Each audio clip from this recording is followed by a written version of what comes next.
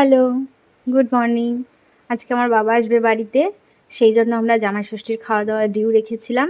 আজকের দিনে আমরা সবাই মিলে জামাই ষষ্ঠীর খাওয়া দাওয়াটা সেলিব্রেট করব। তো চলো, ঘুম থেকে উঠে পড়েছি, রান্নাঘরের দিকে যাওয়া যাক। বাবা ডিউটি থেকে ডাইরেক্ট বাজারে ঢুকবে আর তোমাদের দাদাভাই বাড়ি থেকে যাচ্ছে বাজারে, দুজন মিলে একসঙ্গে বাজার করে নিয়ে আসবে। আমি তো আগের ভিডিওতে বলেছিলামই ষষ্ঠীর দিন শুধু পুজো আর হালকা খাওয়া হয়েছে, আর মেইন খাওয়া দাওয়া হবে বাবা বাড়িতে আসলে। তো মা ঘুম থেকে উঠে ফ্রেশ হয়ে স্নান করে নিয়েছে আর সবার প্রথমে গোটা মুরগিটা ভাজতে বসিয়ে দিয়েছে, যেহেতু এটা ভাজতে প্রায় সময় লাগবে 1 থেকে 1.5 ঘন্টা। আর আমি ঝটাপট করে চলে এসেছি সব মাছ আর মাংসগুলো ধোয়ার জন্য। এখানে তো ফ্রিজে চিংড়ি মাছ আর ইলিশ মাছটা ছিল। চিংড়ি মাছটা আমি যেদিন এনেছি সেদিনই কেটে বেছে রেখেছি, কিন্তু ইলিশ মাছটা কাটা হয়নি, বাবা এনেছিল। তো অনেক বড় ইলিশ মাছ।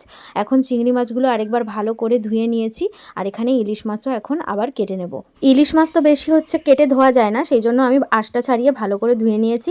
কাটার পরে জাস্ট একবার হচ্ছে মাছটাকে ধুয়েছি। মাকে এখানে ডেকে নিয়েছি পিস বলে দেওয়ার জন্য, কীরকম সাইজের পিস করব আর কি।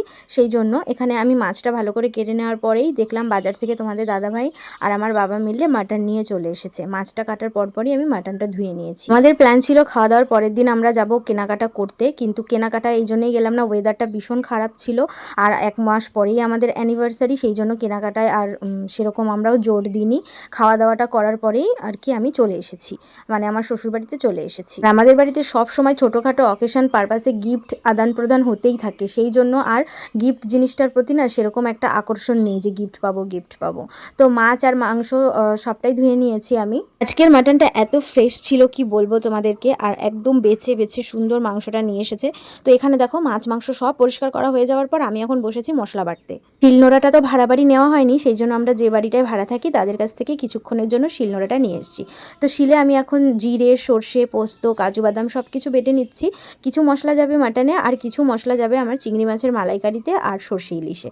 তো সব কিছু করার পর মা এখানে এখন মাছে নুন হলুদ মাখিয়ে নিচ্ছে।